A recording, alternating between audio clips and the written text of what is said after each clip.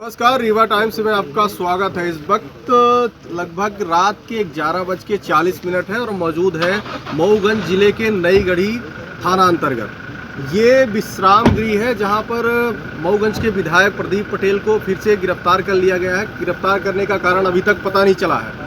आखिर क्यों गिरफ्तार किया गया है और किस वजह से अस्थायी जेल में रखा गया है। यहाँ पर प्रशासन की ओर से कई तैयारियां की जा रही हैं और ऐसा लग रहा है कि यहाँ पे कितना बड़ा बवाल हुआ है या क्या कुछ हुआ है, लेकिन अभी तक स्थितियाँ साफ नहीं हुई और प्रभारी मंत्री भी आए मनाने, लेकिन अभी तक स्थिति साफ नहीं हो पाई है। बैरिगेटिंग की जा रही है, क्यों की जा रही है इसका भी अभी कारण पता नहीं चल पा रहा है। हमारे साथ कुछ लोग हैं अनशन में, वो भी मौजूद थे।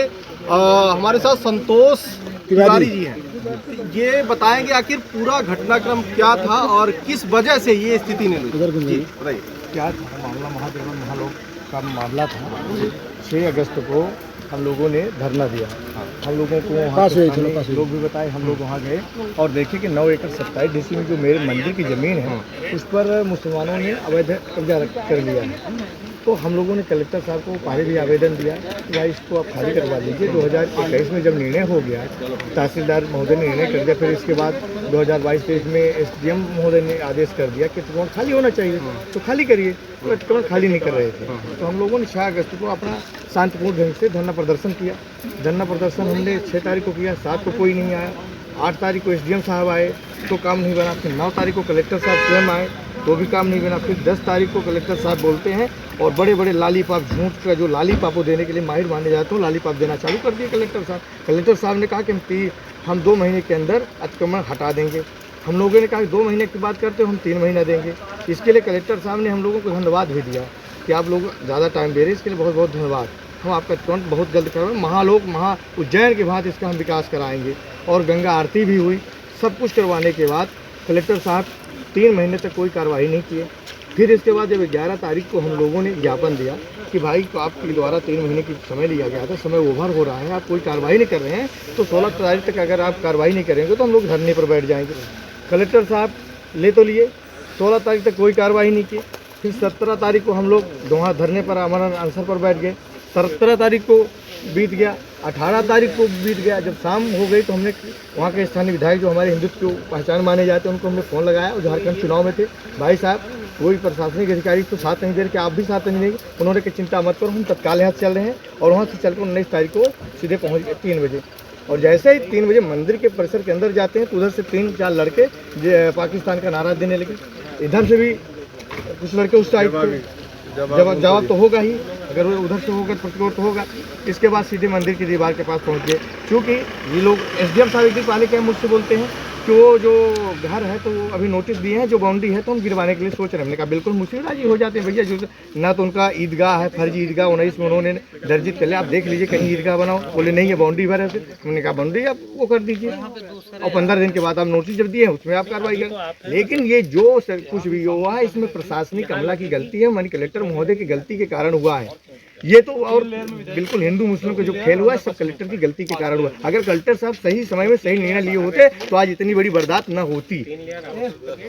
तभी विधायक जी को फिर से नजरबंद किया गया है। विधायक जी देखो हिंदुओं के नेता माने जाते हैं, अंतिम सांस तक मंदिर की जमीन को तो बचाना है और हम लोग भी अंतिम सांस तक लड़ेंगे, चाहे कितना भी पुलिस लगा लें, कितना। मध्य प्रदेश में बीजेपी की सरकार है और बीजेपी के ही विधायक को अस्थायी जेल में कैदी की तरह रखा जा रहा है, क्या कहना चाहिए? देखिए क्या होता है कि जो ठीक है सरकार है, लेकिन यहाँ के जो प्रशासनिक तंत्र होता है वही ऊपर मुख्यमंत्री महोदय की जानकारी देते हैं। ये लोग इतनी घुमा फिरा के गलत जानकारी ऊपर दे रहे हैं कि वो ऊपर वाले इनकी विश्वास में आ रहा है। जब यथार्थ की जानकारी माने मुख्यमंत्री महोदय कहोगी बिल्कुल कार्रवाई करेंगे वो।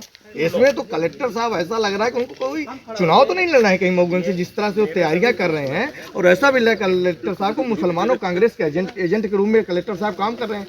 कांग्रेस का प्रत्याशी बैठ जाता है, 2 घंटे के अंदर सचिव हटा देते हैं। और कलेक्टर साहब को तो बड़े बड़े पैसे की आवश्यकता है। फर्जी इंतखाब मऊगंज में चल रहा है इस समय। कोई बेस कीमती जमीन है, फर्जी इंतखाब बना दो, उसके नाम जमीन कर दो, भारी भरकम पैसा ले लो। मऊगंज को ये बड़ा गंभीर आरोप मऊगंज कलेक्टर के ऊपर लग रहा है।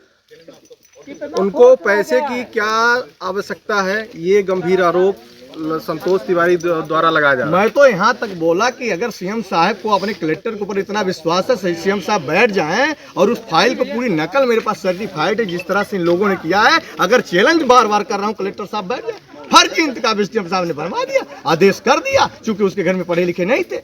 ये तो ऐसा लग रहा है हिंदू विरोधी है। फर्जी डॉक्यूमेंट बने तो उनके ऊपर FIR क्यों नहीं हुई? FIR कौन करेगा भैया? कलेक्टर साहब के पास शिकायत करें, हम लोग कोर्ट जा रहे हैं। अगर है तो हम तो चैलेंज करें कि FIR कर दो, मैं झूठ बोल रहा हूँ, आप मीडिया कैमरा बोल रहा हूँ। वो पढ़े लिखे नहीं थे बेचारे उनके घर में, हम लोग हिंदू लोग गए हैं तब तो वो बेचारे कुछ कर पा रहे हैं। ये लोग पता लगाते पढ़ा लिखा कौन कब है और उसकी कहाँ बाईपास में जमीन, कहाँ बेशकीमती जमीन लगे। मऊगंज में तो लूट मची हुई है। ये बताइए कि मऊगंज में आप प्रशासनिक तंत्र की बात करते हैं, चारों तरफ अवैध दारू की गतिविधियां चल रही है। यहाँ तो ऐसा लग रहा है कि दारू से भी पाटा जा रहा है। SP महोदय, एडिशनल महोदय हमारे हैं, वो तो ऐसा लगता है कि एक पहुंचे, एक बड़ी कार्रवाई हो गई कोरेक्स की, ददोली सकेत पकड़ा जाता है और उसका जो पिंटू भाई है वो फरार हो जाता है और 10 दिन में फिर जब बोलता है कि हम तो पैसे के लेन देन हो गया, साठगांठ हो गई चारों तरफ। हमने एक चैलेंज किया था कि पैकारी पुलिस नहीं बंद करेगी, पैकारी हम हिंदू को करेंगे। हमने दिखाया भी, उमरिया वहाँ पकड़ गई दारू, चौकी प्रभारी को फोन लगा रहे हैं, फोन नहीं उठा रहे हैं, TI साहब को फोन नहीं, SP को फोन जा रहा है, उल्टा फोन आ रहा है, भागो भागो संघ वाले जान गए हैं यार, बचाओ जान। ये तो स्थिति हो गई है। ये तो नशे से पाट दिए हैं मऊगंज को, बर्बाद करने का काम कर रहे हैं। और अकेला आदमी हिंदू सम्राट लड़ रहा है, उसके ऊपर लगा दो लक्षण। अगर इनमें हिम्मत है, हम तो यहाँ तक ब्लेम लगा रहे। 24 तारीख को जब इतनी बड़ी पुलिस के ऊपर घटना हुई, वहां पर एडिशनल SP के CDR क्यों नहीं निकालते? इनमें दम है। CDR इसलिए नहीं निकालते, 2 बजे रात तक बात हो रही थी अपराधियों से। मैं कहता हूँ जहाँ जिस कमरे में रहते सरकारी, वहाँ कैमरा लगा था, निकालने। कितने लोग दारू पीने वाले जाते थे, कितने अवैध लोग बैठे थे, दूध का दूध पानी का पानी हो जाएगा। क्या बोल रहे हैं एडिशनल SP अपनी सफाई में दिए, बयान देने के लिए आ रहा था। क्या है आपको 2 महीने से अगस्त, सितंबर, अक्टूबर 3 महीने लगातार आपके पास शाम को बैठता तो इतना बड़ा, जिसके ऊपर 10-10 मुकदमे कायम हो, ये तो बर्बाद करके रख दिए। इनकी तीनों को होड़ लगती है कि मऊगंज को किस प्रकार से बर्बाद किया जाए, इस प्रकार से बर्बाद कर रहे हैं। और केवल तीनों लोग घुमा फिरा के जानकारी, विधायक क्या करे? विधायक तो जनता का चुना हुआ, उसको जनता की चिंता है। प्रशासन लगातार विधायक को टारगेट कर रही है, इस पर कुछ देखिए, विधायक को टारगेट प्रशासन कितना भी कर ले, हिंदूवादी आदमी है, वो जनता को भगवान मान के काम कर रहे हैं। जनता ही सर्वोपरि है, प्रशासन कुछ नहीं कर पाएगा। जो सच होगा, सच आप लोगों के सामने आएगा। ठीक। हमारे साथ थे संतोष तिवारी, जिन्होंने कई गंभीर आरोप प्रशासन के ऊपर लगाए हैं। अभी इस वक्त हम मौजूद हैं, आपको बता दें कि मऊगंज जिले के विश्राम गृह में, जहां पर दोबारा मऊगंज के BJP विधायक प्रदीप पटेल को अस्थायी जेल में रखा गया है, नजरबंद किया गया है। यहाँ पर प्रशासनिक अमला भी मौजूद है, उनकी सुरक्षा की देख सकते हैं किस तरह से तैयारियां भी चल रही हैं। उनको एक कैदी की तरह नजरबंद करके रखा गया है।